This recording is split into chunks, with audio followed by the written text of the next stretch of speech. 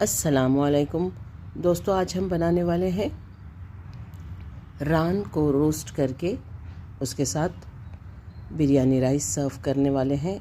अगर आप चाहें तो सिर्फ रोस्ट नान भी इस्तेमाल कर सकते हैं खाने के लिए एज ए स्टार्टर। तो इसके लिए हमने सबसे पहले 2 चम्मच दही लिया है, बड़े चम्मच है। दही ज़्यादा नहीं डालेंगे हम। नमक हम अपने जायके के मुताबिक शामिल करने वाले हैं। तकरीबन 2.5 किलो रान पर गोश्त शामिल है हड्डी के साथ। 1 चम्मच गरम मसाला पाउडर और 2 चम्मच अदरक और लहसुन का पेस्ट, साथ ही 2 चम्मच शामिल करेंगे कश्मीरी लाल मिर्च का पाउडर। ये ज़्यादा तीखा नहीं होता, इससे रोस्ट करते हुए नान पर कलर अच्छी तरह से आएगा। 1 चम्मच चाट मसाला शामिल किया है। हल्दी 1 चम्मच शामिल कर रहे हैं। साथ ही इसमें काली मिर्च का पाउडर 1 चम्मच शामिल करना है। और मिर्च जो हम इस्तेमाल करने वाले हैं वो अपने जायके के मुताबिक इस्तेमाल करेंगे आप लोग। 1 चम्मच हमने धनिया पाउडर इस्तेमाल किया है। और अब ये जो मिर्च हम इसमें शामिल कर रहे हैं ये तीखी लाल मिर्च है।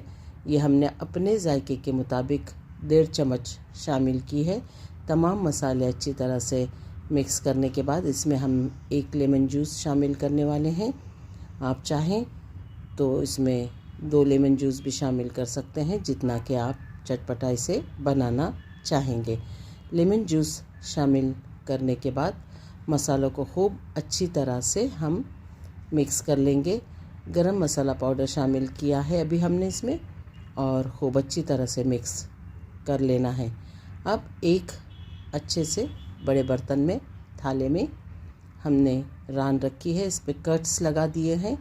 और खूब कोशिश करेंगे कि हाथों के ज़रिए इसके कट्स में तमाम गोश्त पर मसाला अच्छी तरह से लगाया जा सके।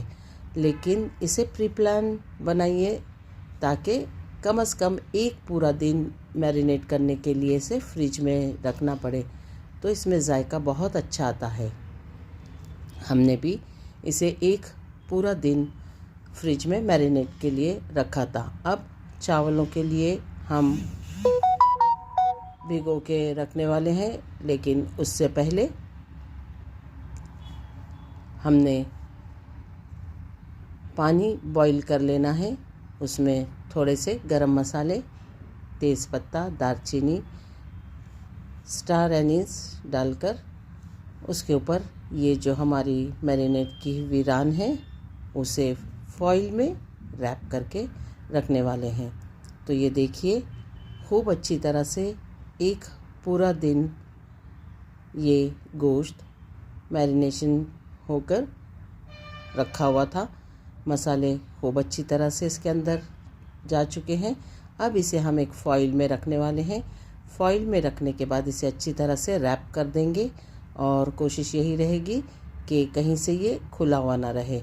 और इसे हमने जो गरम मसाला डालकर पानी बॉईल करने के लिए रखा है उस स्टैंड पर इसे रख दिया जाएगा, ताकि ये भाप पर खूब अच्छी तरह से पकता रहे। पानी आपने इतना लेना है जितना कि पककर ख़त्म ना हो जाए, उबलता रहे और स्टीम गोश्त को मिलती रहे। खूब अच्छी तरह से इसे ढक कर पकाना है, बॉईल होना है इस पानी ने। गरम मसालों की भाप खुशबू के साथ गोश्त में जाती रहेगी। देखिए कोशिश यही है कि इस पर वज़न रखकर इस ढक्कन को पैक कर देना है, और बिल्कुल भी भाप बाहर ना आए, इस बात का ख्याल रखना है। पूरा गोश्त खूब अच्छी तरह से स्टीम होकर देखिए गल चुका है। अंदर से हड्डी साफ़ नज़र आ रही है और बहुत आसानी से गोश्त कट रहा है। इसका मतलब है गोश्त गल चुका है, इसे हम रोस्ट कर सकते हैं। आप चाहें तो बड़ी कढ़ाई में इसे अच्छी तरह से दोनों साइड से शैलो फ्राई या फिर डीप फ्राई भी आप कर सकते हैं गोश्त गल गया है और मटन रान है इसलिए खूब अच्छी तरह से गल गया है। हम इसकी ये बड़ी सी हड्डी निकाल देंगे ताकि पकाने में भी आसानी हो। दोनों साइड से हमने इसे शैलो फ्राई करने की कोशिश की है। गोश्त जायके के साथ खूब अच्छी तरह से पक गया है। अगर आप चाहें तो इसे इस तरह भी सर्व कर सकते हैं, जैसे ये स्टार्टर के तौर पर इस्तेमाल कर सकते हैं। उसी पानी में जिसमें हमने रान को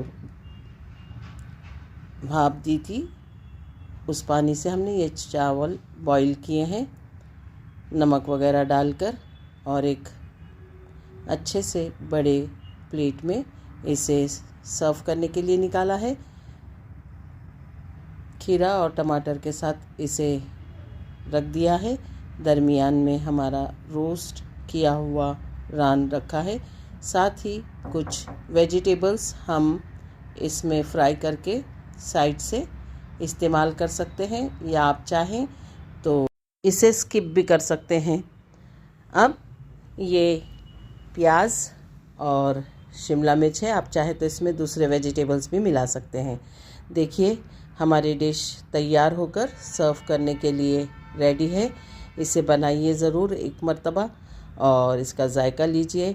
अगर आप इसे पसंद करते हैं तो इसे लाइक ज़रूर कीजिए, कमेंट ज़रूर दीजिए, इस चैनल को सब्सक्राइब कीजिए। अल्लाह ताला आपके दस्तरखान पर बहुत सारी बरकतें और नेमतें अता फ़रमाए। दुआओं में याद रखिए।